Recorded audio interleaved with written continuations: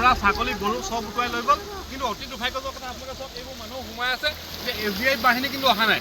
ৰাতি 1টা বজাৰ পৰা আমি লখিমপুৰ জিলা প্ৰশাসনত যোগাযোগ কৰিছোঁ, আমাক SDF লাগে। মানুহে কান্দিছে ভিতৰৰ পৰা, আমাক উদ্ধাৰ কৰক। কিন্তু আমি এতিয়া আমাৰ গাঁৱৰ নদীকাষৰীয়া যুৱকসকল আছোঁ, আমি এতিয়া কেনেকৈ উদ্ধাৰ কৰিমগৈ?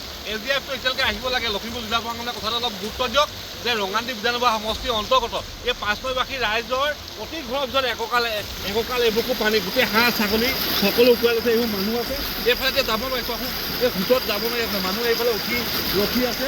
অতি শীঘ্ৰে ব্যৱস্থা কৰক। SDI বাহিনী লাগে আৰু আমাৰ নৈকাষৰীয়া মানুহখিনি কিন্তু উদ্ধাৰ কৰাৰ ব্যৱস্থা কৰক অতি সোনকালে লখিমপুৰ জিলা প্ৰশাসনে।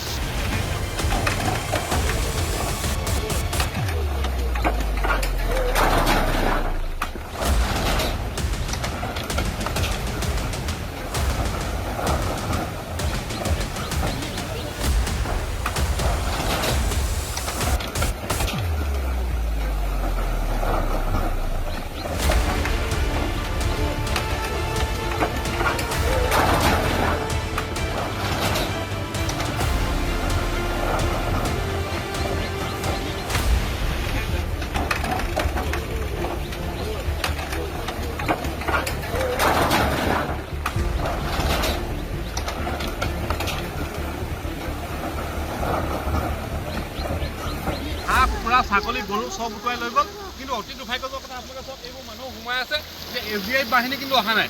ৰাতি 1টা বজাৰ পৰা আমি লখিমপুৰ জিলা প্ৰশাসনত যোগাযোগ কৰিছোঁ, আমাক SDF লাগে।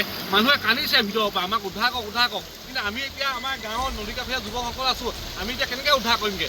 SDFটো এতিয়ালৈকে আহিব লাগে। লখিমপুৰ জিলা প্ৰশাসনে কথাটো অলপ গুৰুত্ব দিয়ক যে ৰঙানদী বিধানসভা সমষ্টিৰ অন্তৰ্গত এই 5নৈবাসী ৰাইজৰ প্ৰতি ঘৰৰ ভিতৰত এককাল এবুকু পানী, গোটেই হাঁহ ছাগলী সকলো উটুৱাই লৈছে। এইবোৰ মানুহ আছে, এইফালে এতিয়া যাব নোৱাৰে, চোৱাচোন এই ভিতৰত যাব নোৱাৰি আছে। মানুহ এইফালে ৰখি আছে। অতি শীঘ্ৰে ব্যৱস্থা কৰক। SDI বাহিনী লাগে আৰু আমাৰ নৈকাষৰীয়া মানুহখিনি কিন্তু উদ্ধাৰ কৰাৰ ব্যৱস্থা কৰক অতি সোনকালে লখিমপুৰ জিলা প্ৰশাসনে।